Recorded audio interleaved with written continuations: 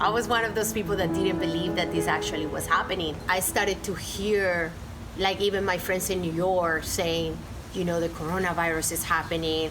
We're scared. I'm not getting in the train. And I was like, oh, come on, you know, like the flu has killed more people. Like, you can't believe everything that is like the news are saying, you know. And we keep getting like news from China and from Europe and the devastation around this pandemic. And then when the United States were, you know, decided to put a ban on flights from Italy and then later from Europe, I was like, oh, this might be a little more serious than we think. And then very quickly after, it was like a series of like day after day, it just kind of started to intensify more. And then we were just asked to stay home. And then later people were asked to not even commute to work. And I was like, but what's gonna happen to the millions of people that are gonna be laid off? What's gonna happen to the people that have small businesses, that the waiters? I have tons of friends that are entrepreneurs, that are artists.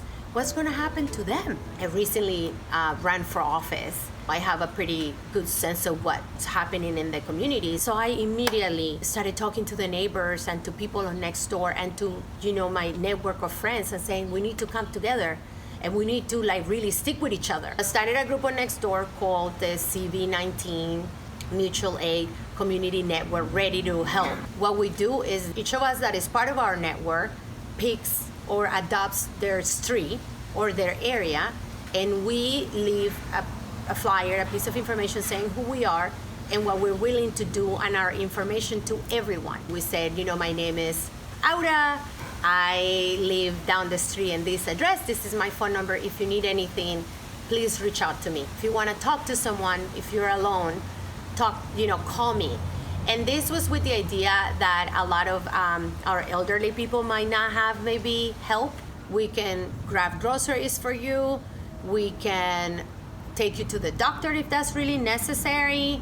We can connect you with other services like legal services. Let's say you got laid off and maybe you have a landlord that is not very understanding of your situation, so we connect you with those folks. In the recent days, we have been giving out disposable surgical masks. We also connect, so because our network is growing and our mutual aid is growing, now we connect different organizations with like, oh, you can give out food.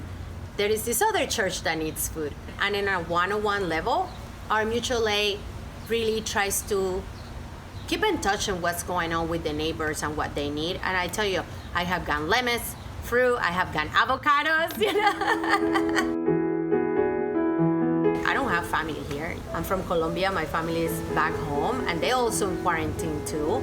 So it's been great to have a sense that if something happens to me, I can call somebody and they're like, I'm right here to help you. And that's what we are, that's who we are. We need to flatten the curve for COVID-19, and we also need to flatten the curve for climate change. I think it's also been amazing to see that now that we're staying home and there is less flights around and people driving, we just have less air pollution. We're forced to really appreciate so much what our beautiful planet has been giving us for so long. Our food, you know, a clean, healthy air, clean, healthy water. You know, it's interesting that it took a pandemic for us to slow down so that the world can also take a break. This is something that I really hope we can continue post-pandemic, because we really need more community and we really need to help each other. And there are so many other issues. We don't have enough parks. Our sidewalks are terrible. Our public transit is not the best. So what are we gonna do as a community to step up and raise our consciousness and work towards something that is not just gonna help me, but it's gonna help us? And we can do it. I think if anything, this pandemic has taught us that we can work from home, that we don't have to commute as much, that we don't have to maybe eat as much meat, that this is a moment where we need to rely on Mother Earth to really hold us. I have heard the most incredible birds singing in the morning, more than ever. I hope that this is a time where we can learn how to help our Earth replenish, we're in much need of replenishment.